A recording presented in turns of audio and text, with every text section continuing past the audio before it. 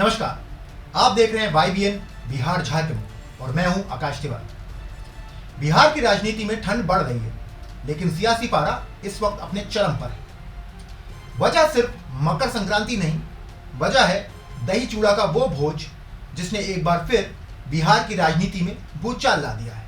नाम है तेज प्रताप यादव। वही तेज प्रताप जो कुछ समय पहले तक राजनीति के हाशिए पर खड़े थे, जो चुनाव हारने के बाद अचानक गायब से हो गए थे। लेकिन अब हालात बदल चुके हैं। लालू यादव दिल्ली में है, तेजस्वी यादव पटना से बाहर है और इसी खाली स्पेस में तेज प्रताप यादव फ्रंट फुट पर खेलते दिखाई दे रहे हैं। सवाल यह नहीं कि तेज प्रताप यादव दही चूड़ा का भोज दे रहे हैं, सवाल यह है कि वो दही चूड़ा किसे खिला रहे हैं। सवाल यह है कि 3 दिन में एनडीए के 4 बड़े मंत्रियों से मुलाकात क्या सिर्फ संयोग है। सवाल यह है कि क्या यह सिर्फ सामाजिक सांस्कृतिक कार्यक्रम है या फिर इसके पीछे छुपा बिहार की राजनीति का कोई बड़ा सियासी खेल। सबसे पहले आपको उस फैक्ट तक ले चलते हैं जिसे अक्सर नजरअंदाज किया जाता है। तेज प्रताप यादव और तेजस्वी यादव के रिश्ते कभी सामान्य नहीं रहे। दोनों भाइयों के बीच मतभेद कोई आम बात नहीं, लेकिन अनुष्का यादव प्रकरण के बाद जो हुआ उसने इस रिश्ते को सार्वजनिक रूप से तोड़ दिया। तेज प्रताप को न सिर्फ राष्ट्रीय जनता दल से 6 साल के लिए बाहर का रास्ता दिखा दिया गया, बल्कि परिवार से भी अलग कर दिया गया। यह फैसला किसी और का नहीं बल्कि तेजस्वी यादव की राजनीतिक लाइन के तहत लिया गया माना गया। यानी साफ शब्दों में कहें तो पार्टी और परिवार से बाहर करने की मुहर तेजस्वी यादव के दौर में लगी और यहीं से तेज प्रताप बनाम तेजस्वी की असली कहानी शुरू होती। एक तरफ तेजस्वी यादव हैं जिन्हें लालू यादव की राजनीतिक विरासत का उत्तराधिकारी माना गया, दूसरी तरफ तेज प्रताप यादव हैं जिन्हें उसी विरासत से अलग थलग कर दिया गया। राजनीति में अपमान कभी खत्म नहीं होता, वो बस वक्त का इंतजार करता है और अब वही वक्त शायद तेज प्रताप के लिए आ गया है। अब जरा मौजूदा हालात को समझिए। लालू यादव आंख की सर्जरी के बाद दिल्ली में, तेजस्वी यादव भी फिलहाल पटना से बाहर है, यानी राजद का शीर्ष नेतृत्व बिहार की जमीन से दूर। ऐसे में तेज प्रताप यादव अचानक पूरी तरह एक्टिव हो जाते हैं, घर घर जाकर एनडीए के मंत्रियों से मुलाकात करते हैं, किसी प्रतिनिधि को नहीं भेजते बल्कि खुद जाते हैं, खुद हाथ जोड़कर दही चूड़ा का भोज का न्योता देते हैं। राजनीति में यह छोटी बात नहीं होती। 3 दिन में जिन नेताओं से तेज प्रताप यादव मिले उनका नाम भी कम अहम नहीं है।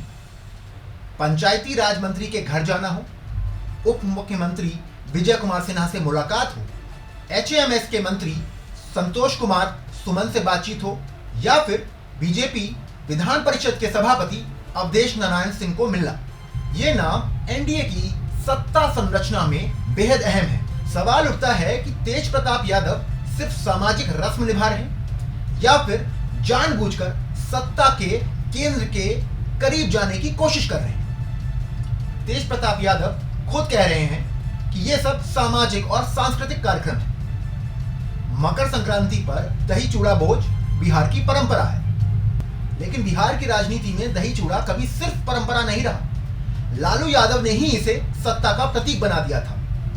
मुख्यमंत्री रहते हुए लालू यादव का दही चूड़ा भोज सत्ता प्रदर्शन का मंच होता था। वहां से संकेत मिलते थे कि हवा किस तरफ बह रही है। इतिहास गवाह है कि बिहार में कई बार सत्ता परिवर्तन के संकेत मकर संक्रांति के दही चूड़ा भोज से पहले ही मिल गए।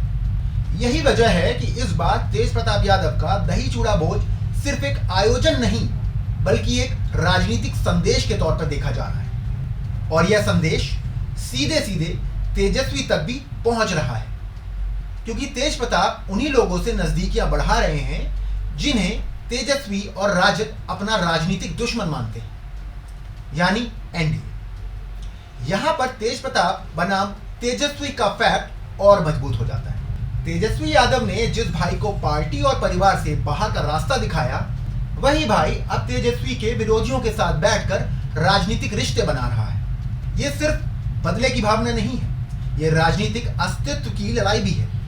तेज प्रताप जानते हैं कि अकेले उनकी पार्टी जनशक्ति जनता दल का आधार कमजोर है। पिछला विधानसभा चुनाव इसका सबूत है, जहां पार्टी खाता तक नहीं खोल पाई। ऐसे में अब उनके पास दो ही रास्ते हैं, या तो पूरी तरह राजनीतिक हाशिए पर चले जाएं, या फिर सत्ता के करीब जाकर खुद को प्रासंगिक बनाएं। राजनीतिक विश्लेषक मानते हैं कि तेज प्रताप यादव का यह मूव पूरी तरह कैलकुलेटेड है। वे जानते हैं कि एनडीए फिलहाल सत्ता में, वो जानते हैं कि तेजस्वी यादव राजद के सर्वमान्य नेता बन चुके हैं। ऐसे में तेज प्रताप यादव के पास राजद में वापसी का रास्ता फिलहाल बंद है। तो फिर विकल्प क्या है? विकल्प है उन्हीं ताकतों के साथ खड़ा होना जिनसे राजद सबसे ज्यादा डरता है। यही वजह है कि जेडीयू और बीजेपी दोनों इस घटनाक्रम को बहुत ध्यान से देख रहे हैं। जेडीयू ने भले ही तंज कसा हो, लेकिन राजनीति में तंज अक्सर रणनीति का हिस्सा होता है। नीरज कुमार का बयान दिखाता है कि तेज प्रताप को पूरी तरह नजरअंदाज नहीं किया जा रहा। वहीं राजद के भीतर भी बेचैनी साफ नजर आती है। राजद नेता भले ही तेज प्रताप को गैर प्रासंगिक बता रहे हों, लेकिन सच्चाई यह है कि तेज प्रताप का हर कदम मीडिया में सुर्खी बन रहा है और राजनीति में चर्चा ही सबसे बड़ी ताकत है। अब सवाल यह है कि एनडीए तेज प्रताप यादव को अपनाएगी? फिलहाल इसका जवाब साफ नहीं है, लेकिन एनडीए के लिए तेज प्रताप यादव एक ऐसा कार्ड हो सकते हैं जिससे राजद के भीतर की दरार को और चौड़ा किया जा सके। लालू परिवार की अंदरूनी कलह अगर सार्वजनिक होती है तो इसका सबसे ज्यादा नुकसान तेजस्वी यादव को। एनडीए यही चाहती है। तेज प्रताप भी यह बात अच्छे से समझते हैं, इसीलिए वे कोई जल्दबाजी नहीं कर रहे। दही चूड़ा भोज के बहाने रिश्ते बना रहे, संवाद खोल रहे, दरवाजे खटखटा रहे। राजनीति में दरवाजा खटखटाना भी बड़ी कला होती है। कभी कभी दरवाजे देर से खुलते हैं, लेकिन खुलते जरूर। इस पूरे घटनाक्रम में एक बात और गौर करने वाली है। तेज प्रताप का अचानक फ्रंट फुट पर आना यह एक संयोग नहीं। लालू यादव की गैर मौजूदगी और तेजस्वी यादव की अनुपस्थिति ने जो स्पेस छोड़ा है, तेज प्रताप उसी स्पेस को भरने की कोशिश में लगे।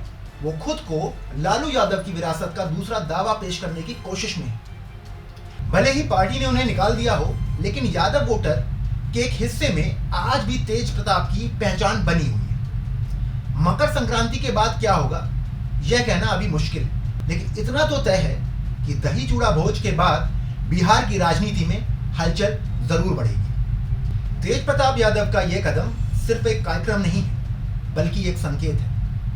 संकेत इस बात का कि यादव परिवार की सियासत अभी पूरी तरह शांत नहीं। संकेत इस बात का कि तेजस्वी यादव की अंदरूनी चुनौती अभी खत्म नहीं हुई। आने वाले दिनों में अगर तेज प्रताप की एनडीए नेताओं से नजदीकियां और बढ़ती हैं, तो ये बिहार की राजनीति में बड़ा मोड़ होगा। भले ही वो सत्ता में सीधे ना जाए, लेकिन सत्ता संतुलन बिगाड़ने की ताकत जरूर रखते हैं। और राजनीति में कई बार बिगाड़ने वाला ही सबसे अहम खिलाड़ी बन जाता है। तो कुल मिलाकर दही चूड़ा सिर्फ दही चूड़ा नहीं है, यह एक संदेश है, एक चुनौती है और एक चेतावनी भी। तेज प्रताप बनाम तेजस्वी की लड़ाई अभी खत्म नहीं हुई है, बल्कि असली लड़ाई अब शुरू होती दिख रही है। बिहार की राजनीति इस वक्त जिस मोड़ पर खड़ी है, वहां हर मुलाकात, हर भोज, हर मुस्कान के पीछे कोई ना कोई सियासी कहानी जरूर छुपी। अब देखना यह है कि मकर संक्रांति के बाद बिहार की सियासत किस करवट बैठती। आपको यह वीडियो कैसा लगा हमें कमेंट करके जरूर बताएं। और अगर अभी तक आपने इस चैनल को सब्सक्राइब नहीं किया है तो अभी कर लें और बेल आइकन दबाना ना भूलें। मिलते हैं अगले वीडियो में, तब तक के लिए नमस्कार, जय हिंद, जय भारत।